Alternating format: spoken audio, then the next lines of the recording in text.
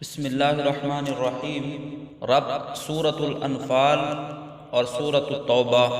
سورۃ انفال اور سورۃ توبہ کا ربط اس میں یہ ہے کہ سورۃ انفال میں کہا گیا کہ مشرکین سے اعلان جنگ کرو اور فتح کے بعد حاصل ہونے والے انفال غنیمتیں اللہ کے حکم کے مطابق تقسیم کرو۔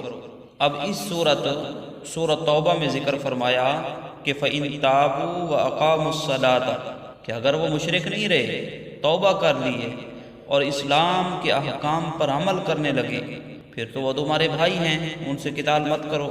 یعنی انفال میں اعلان جنگ اور مال غنیمت کی تقسیم کے احکام تھے، اور آگے سورۃ توبہ میں فرمایا کہ اگر وہ توبہ کر لیتے ہیں پھر تو ان سے قتال بند کر دو۔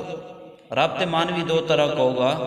سورۃ انفال میں سچے مومنوں کی خوبیاں اور نشانیاں بیان کی گئی، انفال میں مومنوں کی خوبیاں بیان کی گئی ہیں، اور اگلی سورۃ توبہ میں منافقوں کی نشانیاں بیان کی گئی ہیں۔ پچھلی سورۃ انفال کے اندر مومنوں کی خوبیاں، اگلی سورۃ توبہ کے اندر منافقوں کی نشانیاں۔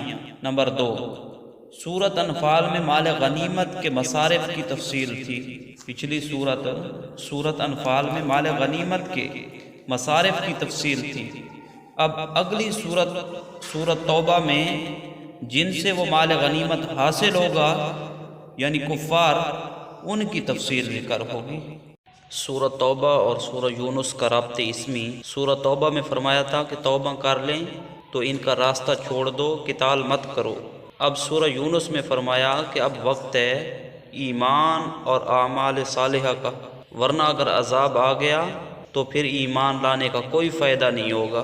یہ صرف حضرت یونس کی قوم تھی جنہوں نے عذاب دیکھ کر ایمان قبول کیا، اور ان کے لیے نفع مند ثابت ہوا۔ ربط معنوی، سورۃ توبہ کے آخر میں 3 چیزوں کا ذکر تھا: قرآن مجید، وَإِذَا مَا أُنزِلَتْ، رسالت، لَقَدْ جَاءَكُمْ رَسُولٌ، اور توحید، لا الہ الا ہو۔